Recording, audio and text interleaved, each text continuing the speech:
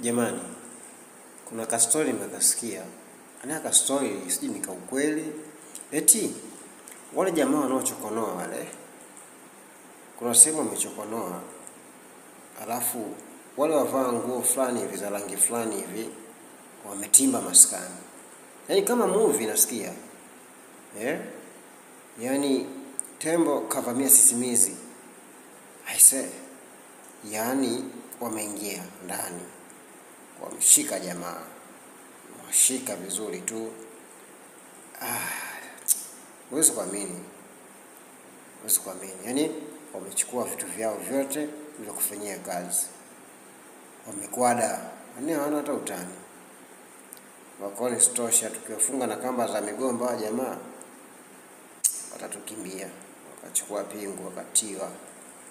Wakasema hapana, pingu haitoshi. Tuna mitutu ya bunduki. Tuwe na gari. Watia ndani ya gari. Na hakuja mmoja. Nasikia hakuja mmoja. Nasikia wengine walivaa zile sare zao fulani hivi. Alafu wengine walivaa nguo kama za kwangu tu. Yaani alafu wakawa na vitambulisho vyao, ni kama kawaida kukosa.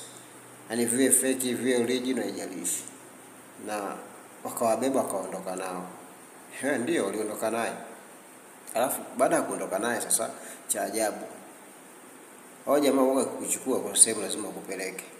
Sasa cha ajabu maeneo ambao wamepelekwa ambao wanahisi watu ndipo watapelekwa hawapo. Yaani wamepelekwa sehemu. Na hiyo sehemu sisemi inajulikana.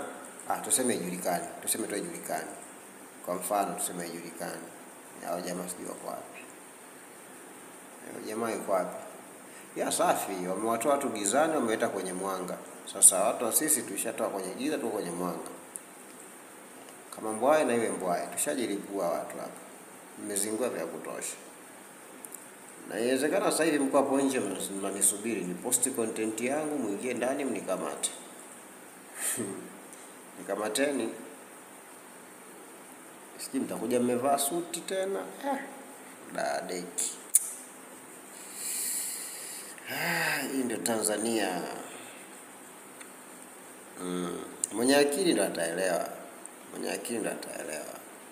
Jamaa wamechokonoa sana, yaani wamechokonoa vya kutosha. Na wamevuna kijiji. Na uchokonozi wao haiseni hatari. Jamaa wamechokonoa. Sasa wanapowakamata wa jamaa, wanapokamata na vitabu vyao, watakosea haki wengine ambao walikuwa wanatoa tunajifunza kutoka kwao. Yaani waachie tu tuendelee kupata madini. Hawajapiga mtu.